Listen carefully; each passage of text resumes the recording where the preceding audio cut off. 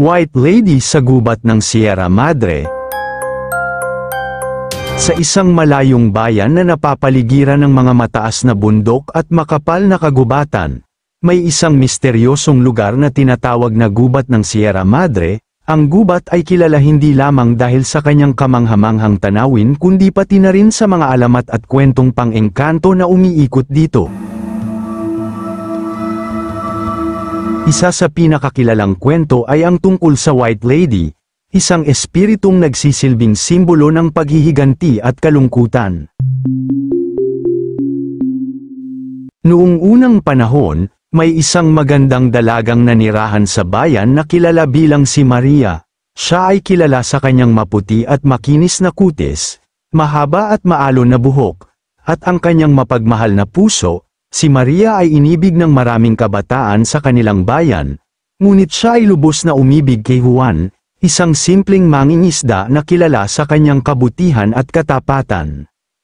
Nang sila ay magkasintahan na, ang lahat sa bayan ay nagagalak para sa kanila, ngunit sa likod ng kanilang liwanag na pag-ibig, may dilim na umaabot. Isang araw, habang pauwi si Maria mula sa simbahan, siya ay biglang sinugod ng isang grupo ng mga taong may masasamang hangarin. Sa kabutihang palad, si Juan ang nakakita ng pangyayari at agad na tumulong sa kanya. Subalit, sa gitna ng away, parehas silang nasaktan. May dumating agad na mga pulis kaya nakaligtas silang dalawa. Sa mga sumunod na araw, ang pagmamahalan nila ay lalo pang lumalim. Ngunit hindi nila alam na may isang taong nagnanais kay Maria, si Don Pedro, isang mayaman at makapangyarihang binata sa bayan. Nang malaman ni Don Pedro na si Maria ay mayroon ng minamahal, siya ay nagalit at nagplano ng isang masama. Isang gabing madilim, habang pauwi si Maria mula sa bahay ng kanyang kaibigan, siya ay pinuntahan at sinundan ni Don Pedro. "Iwanan mo si Juan, ako ang piliin mo," sabi ni Don Pedro. Nang siya ay tumanggi at ipinagtanggol ang kanyang sarili, si Don Pedro ay nagalit at pinatay si Maria sa pamamagitan ng pagpukpok sa kanya gamit ang isang batong matigas. Pagkatapos niyang patayin si Maria, itinago niya ang kanyang bangkay sa isang malalim na balon sa loob ng gubat ng Sierra Madre. Mga ilang linggo pagkatapos ng pagkawala ni Maria, maraming mga tao ang nagsimulang magbalita tungkol sa isang nakakatakot na babaeng nakikita sa gubat.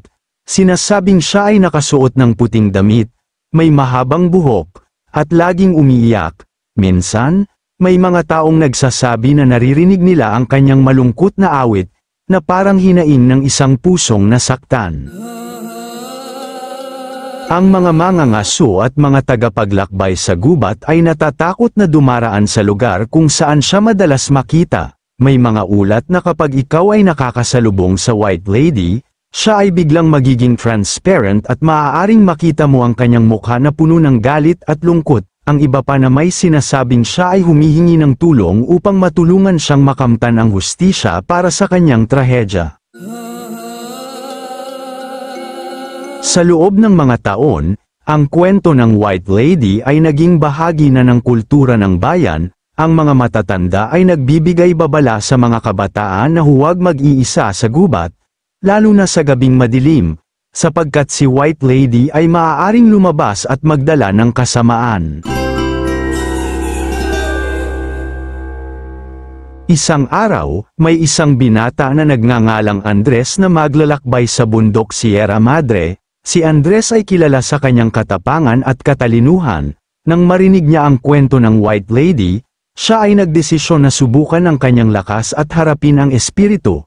Dinala niya ang kanyang mga kasangkapan at pumasok sa gubat ng Sierra Madre. Habang siya ay naglalakbay, narinig ni Andres ang isang malungkot na awit na tila nagmumula sa isang malayo. Sinundan niya ang tunog hanggang sa siya ay makarating sa isang malalim na balon.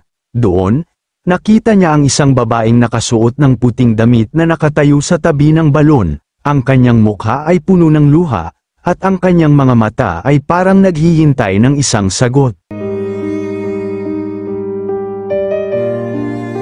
"Maria," bulong ni Andres, alam ko ang iyong kwento, gusto ko kitang tulungan. Sa halip na matakot, si Andres ay nagbigay ng respeto at pakikiusap sa espiritu. Ipinahayag niya ang kanyang intensyon na hanapin ang katotohanan tungkol sa krimen laban kay Maria at ipaghiganti ang kanyang kamatayan. Sa pag-uusap nila, natuklasan ni Andres na si Don Pedro, ang dating may-ari ng lupain, ay namatay na noong ilang dekada na ang nakalipas. Gayunpaman, ang pamilya ni Don Pedro ay patuloy na namumuhay sa yaman na kanilang kinuha sa bayan. Sa huli, si Andres ay nagawa ang imposible. Hinikayat niya ang mga mamamayan ng bayan na magtulungan at ipaglaban ang hustisya para kay Maria. Sa pamamagitan ng mga dokumento at ebidensya na natuklasan ni Andres sa loob ng gubat, nahuli ang mga apo ni Don Pedro at napaalis sila mula sa bayan. Matapos ang lahat, sinabi ng mga tao na si Maria ay wala nang nakikita sa gubat, ang kanyang espiritu ay wala nang masamang hangarin, at ang kanyang kaluluwa ay wala nang hinahanap na hustisya. Ngunit, minsan pa rin, may mga taong nagsasabi na naririnig nila ang kanyang malungkot na awit sa mga tahimik na gabi, isang paalala na ang pag-ibig at katarungan ay walang hanggan. Ang kwento ng White Lady sa gubat ng Sierra Madre ay hindi lamang isang kwentong pang-engkanto, ito ay isang paalala na ang kasamaan ay may konsekwensya, at ang hustisya ay dapat ipaglaban. Sa kabila ng takot at misteryo, ang kwento ay nagbibigay inspirasyon sa ating lahat na maging tapat sa ating mga prinsipyo at maging matapang sa harap ng mga hamon. Kaya, kapag ikaw ay naglalakbay sa isang madilim na daan o nasa harap ng isang mahirap na desisyon, alalahanin ang kwento ni Maria, huwag matakot, at hayaan ang katotohanan at pag-ibig na maging ilaw sa iyong landas. Maraming salamat sa muling pakikinig ng maikling kwento. Kung gusto mo pang makinig ng iba't ibang kwento, bisitahin ang playlist ng mga kwentong kababalaghan sa aking YouTube channel. At huwag kalimutang i-subscribe ang Jonas Mini Vlog para updated ka sa bawat kwento.